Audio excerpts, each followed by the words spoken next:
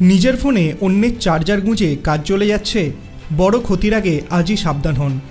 বর্তমান যুগে mobile phone যে মানুষের জীবনে কতটা অপরিহার্য অংশ হয়ে উঠেছে তা আর বলার অপেক্ষা রাখে না। সকলের হাতেই এখন একটি করে মুঠোফোন। তবে ফোন আলাদা হলেও চার্জারের ক্ষেত্রেই অনেকেই বাছবিচার করেন না। চার্জার টাইপ এক হলেই যে কোনো সংস্থার চার্জার দিয়েই তাদের ফোনটি চার্জ করে নেন। এখন তো আবার বাজারে এসেছে মাল্টিপল চার্জার, যা দিয়ে যে কোনো ধরনের ফোনই চার্জ করা সম্ভব। ফলত দৈনন্দিন স্মার্টফোন ব্যবহারের ক্ষেত্রে চার্জার কোনোদিনই মাথা ঘামানোর বিষয় হয়ে ওঠেনি।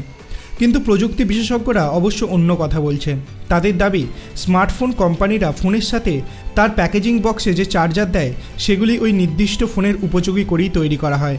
সেটি ছাড়া অন্য কোম্পানির চার্জার ব্যবহার করলে ব্যাটারির উপর চাপ পড়তে পারে। ফলে নির্দিষ্ট চার্জার ব্যবহার না করলে সৃষ্টি হতে পারে একাধিক সমস্যা, এমনকি ঘটতে পারে বিস্ফোরণের ঘটনাও। তাহলে বিপদ এড়াবেন কী করে? প্রথমত, ভিন্ন সংস্থার চার্জার ব্যবহার করলে আপনার ফোনটি চার্জ হয়তো হয়ে যাবে, কিন্তু কিছুদিন পর থেকেই ব্যাটারি ড্রেনেজ বা ব্যাটারি চার্জ ধরে রাখার ক্ষেত্রে সমস্যা দেবে। দ্বিতীয়ত, অতীতে এবং সাম্প্রতিক সময়ে চার্জ দেওয়াকালীন বা ফোনে কথা বলতে বলতে বিস্ফোরণ ঘটার একাধিক উদাহরণ রয়েছে। বিশেষজ্ঞরা বলেছেন, অনামী বা স্থানীয় কোনো সংস্থার চার্জার ব্যবহার করলে এই সম্ভাবনাটা বেড়ে যেতে পারে।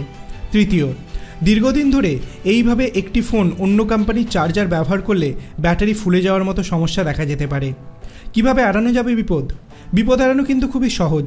ফোনের সাথে তার নির্দিষ্ট চার্জার ব্যবহার করলে উল্লেখিত সমস্যাগুলি কোনোটিই দেখা দেবে না এবং এটি ফোনের দীর্ঘায়িত ব্যবহারের জন্যও নিরাপদ। তবে অনেক ক্ষেত্রে বিপদে পড়ে বাধ্য হয়ে ভিন্ন সংস্থার চার্জার ব্যবহার করতে হয়। সেক্ষেত্রে কী করবেন? চার্জারের চার্জিং স্পিড এবং ব্যাটারির ওয়াট এক কিনা দেখে নিন, তাহলে কিছুটা সমস্যা এড়ানো যেতে পারে। আপনি কি যে কোনো কোম্পানির চার্জার দিয়ে আপনার ফোনটাকে চার্জ করেন? যদি করে থাকেন তো আপনার অভিমত আপনি কমেন্ট সেকশনে জানাতে পারেন। ভিডিওটি ভালো লাগলে লাইক করবেন, চ্যানেলটিকে সাবস্ক্রাইব করতে ভুলবেন না। ধন্যবাদ।